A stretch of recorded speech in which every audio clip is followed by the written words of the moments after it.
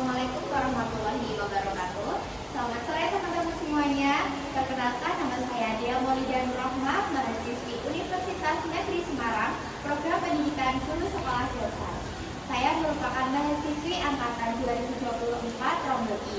Nah, di sini saya akan menyampaikan terkait beberapa penjelasan apa itu bimbingan dan konseling, di mana mata kuliah ini itu dibimbing oleh Ibu Sami. Nah, seperti itu.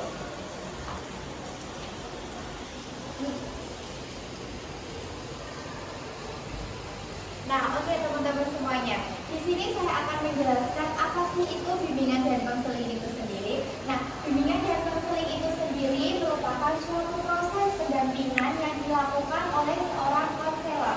Nah, konselor itu sendiri merupakan badan yang menjalankan bimbingan dan konseling secara profesional.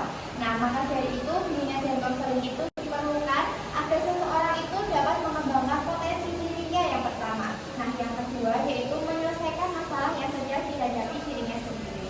Nah, oke teman-teman, ternyata di sini juga saya akan menjelaskan tentang bimbingan dan konseling, tentang bagaimana konselor itu diperlukan dan juga bagaimana bimbingan dan konseling itu dibutuhkan di lingkup sekolahan. Tentunya teman-teman tahu kalau kita itu diwajibkan untuk bersekolah selama 12 tahun lamanya dari SD sampai SMA atau tingkat setara lainnya.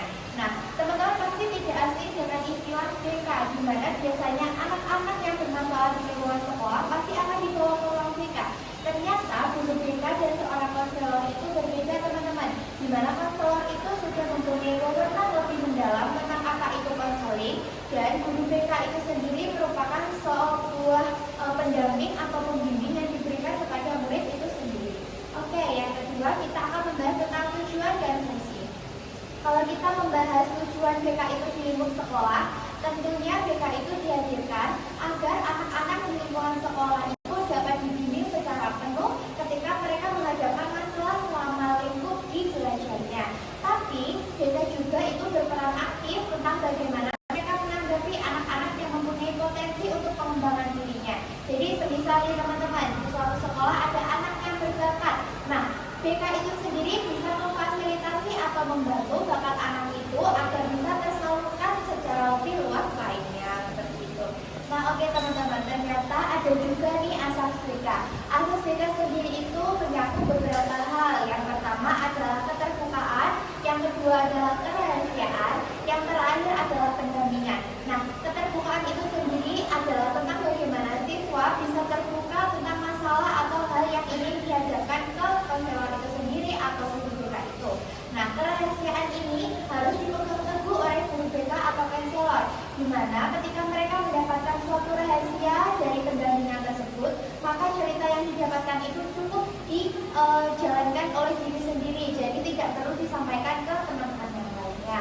Dan yang terakhir ada pendampingan, di mana guru BK atau konselor ini itu ketika mereka sudah praktek ya teman-teman, nanti ketika ada anak yang datang 1 kali, 2 kali, nah maka mereka harus bisa membimbing anak tersebut sampai memang tujuannya itu teratasi.